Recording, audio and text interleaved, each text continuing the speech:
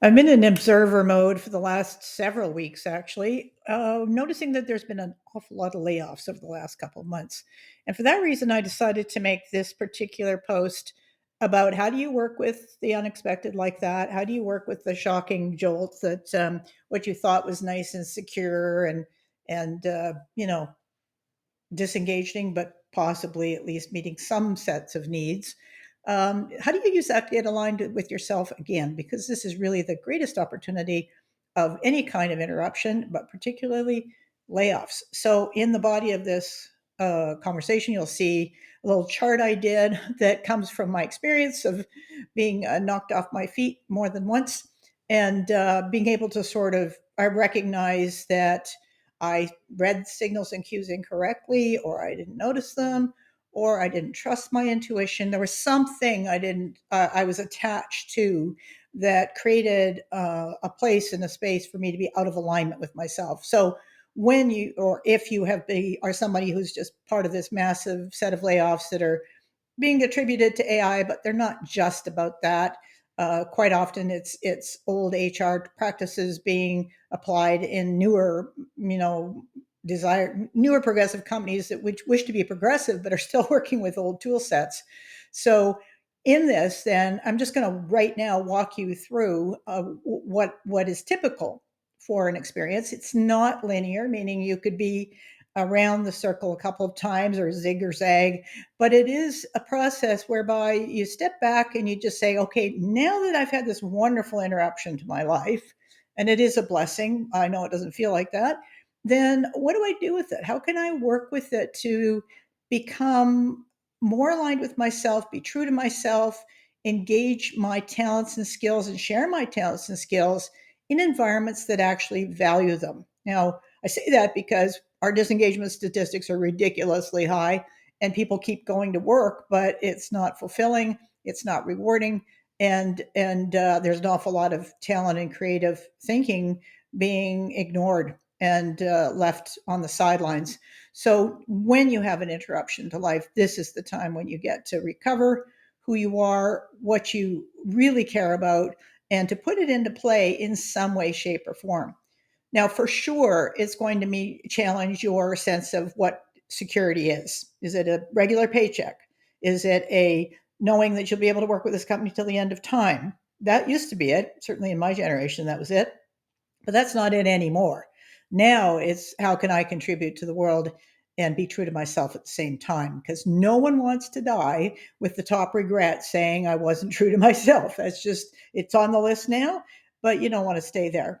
So when something like this happens, the first jolt that takes place when you've been laid off is that there's either a shock, like you weren't expecting it, or it's like you saw it coming, but you didn't really face it. You sort of talked yourself into, I'm going to stay, the pay's good, whatever list of rationale and reasons that you might have used to rationalize staying where you are suddenly get bumped to the side because you're no longer able to live with those conditions because the decision has been made for you.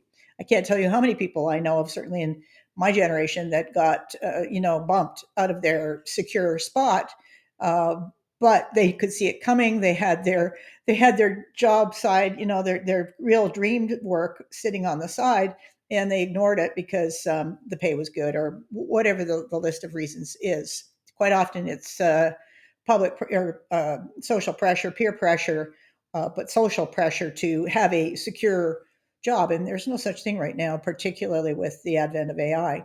So when this takes place, as I say, one thing feeling that goes with it is that of shock, and the second one is that of relief. And you can sort of, this isn't a toggle switch. It could be, although it can be both, but it's that sense of, okay, now I've got control over what I really want to be doing. And what that looks like, you do not make any decisions on that at all. You don't push yourself into decision making. If I'm to give you any advice at all, it would be don't push yourself into any kind of decision making uh, right away. Just take a break and spend some time breathing, walking in nature, just decompressing and reconnecting. If you've come out of a corporate job, I know of people that have taken up to a year to recover from being in that kind of environment. I probably most of you won't be able to do that. It's just not going to work. But at least give yourself the time to reflect, have some introspection time, take it all in, and process your emotions, because though your emotions are going to be your guide. And if you do not process those emotions, then you'll have a broken a compass that doesn't point north, essentially. So I would encourage you then, if you've been laid off now for some reason, I always do it just before Christmas or holidays or some period of time when you really do need the cash coming in. Then take the time to downplay. Just listen to, the second part of this is listen to your heart very carefully, because your heart will tell you, I'm energized by this. I'm not energized by that. I'm drawn toward this. I'm scared and excited about this.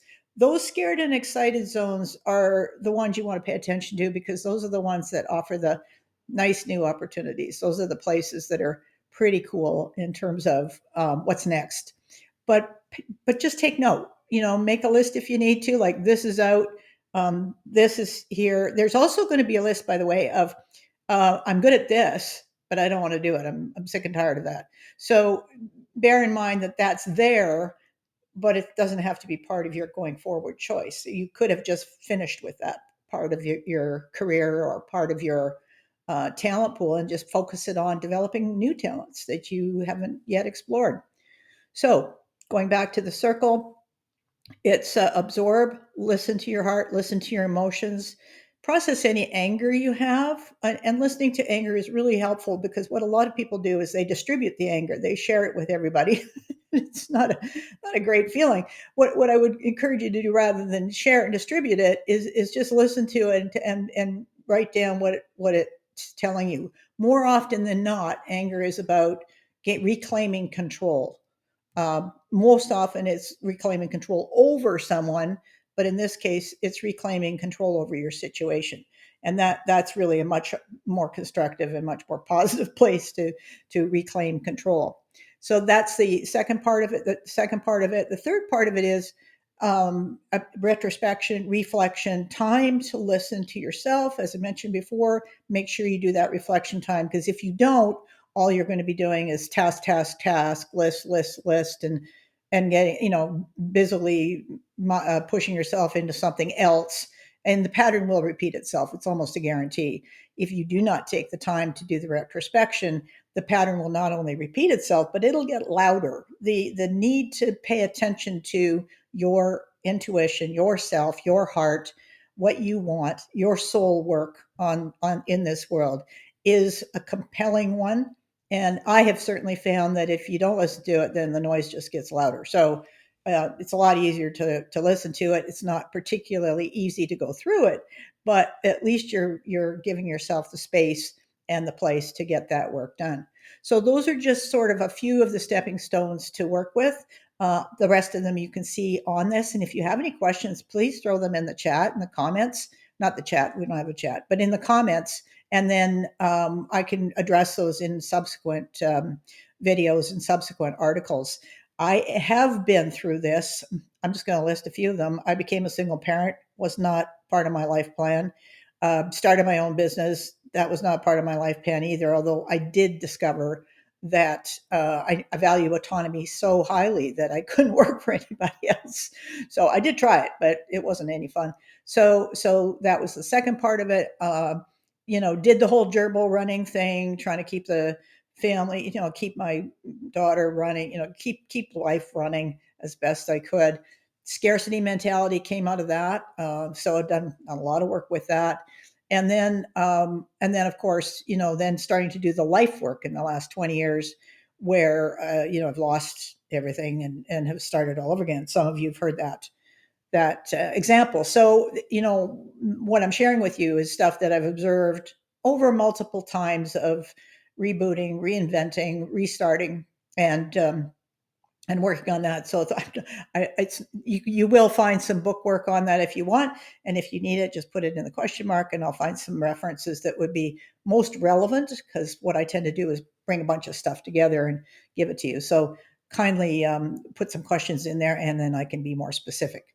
So if you're one of these people that have been laid off at this period of time, just sit with the gratitude that somebody set you free, and you can now really use that space to realign and recreate what you want in life, and then to move forward accordingly. And yes, there's financial pressure. Couldn't be worse than what we're seeing today.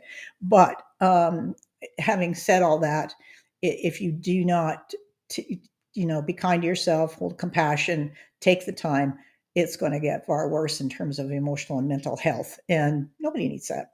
So, thank you very much for listening in today, and there'll be more on this. I'll take your cue, but there'll be more on this as moving forward. Thank you very much.